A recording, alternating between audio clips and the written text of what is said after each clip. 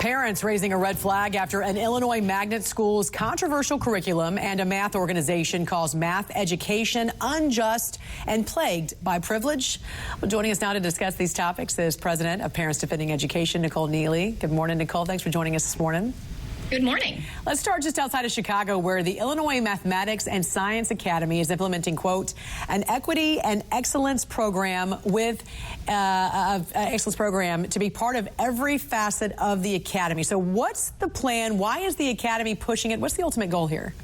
Sure. So they started this equity and excellence policy that focuses everything, centers on diversity, equity, and inclusion, which sounds good, but then you actually dig into what the school has been doing in practice, and it's deeply questionable. I mean, things from tracking the number of students through to professional development sessions where they force teachers to read Robin DiAngelo's White Fragility, have given them presentations on privilege and oppression, talked about how racial identity during racial identity, that students act white, and then also have forced students to watch a movie called I'm Not Racist, Am I?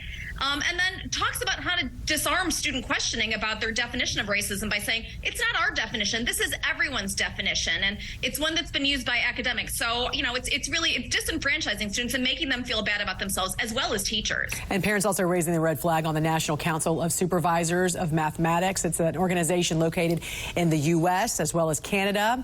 And this organization is calling for a new math curriculum in schools with an enhanced focus, they say, on social justice issues. First, what is social justice in mathematics?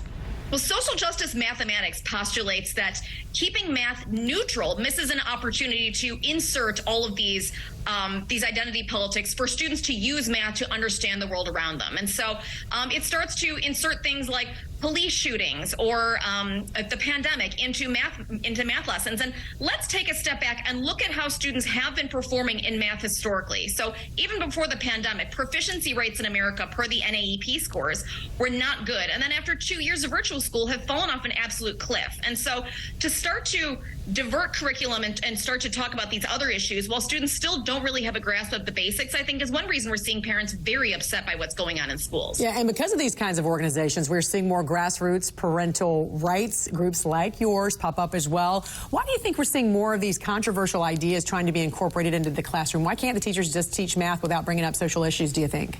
That's a great question. I mean, I think, on some level the mask has slipped. But then again, I think what we're seeing parents get upset about is, okay, well, what does equity mean in practice? It means like what we saw in San Francisco, the elimination of gifted and talented programs.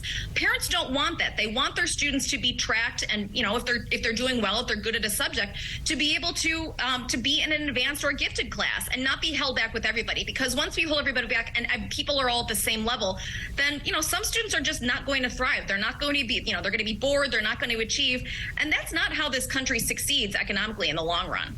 President of Parents Defending Education, Nicole Neily, we appreciate your time with us this morning. Thanks for joining us.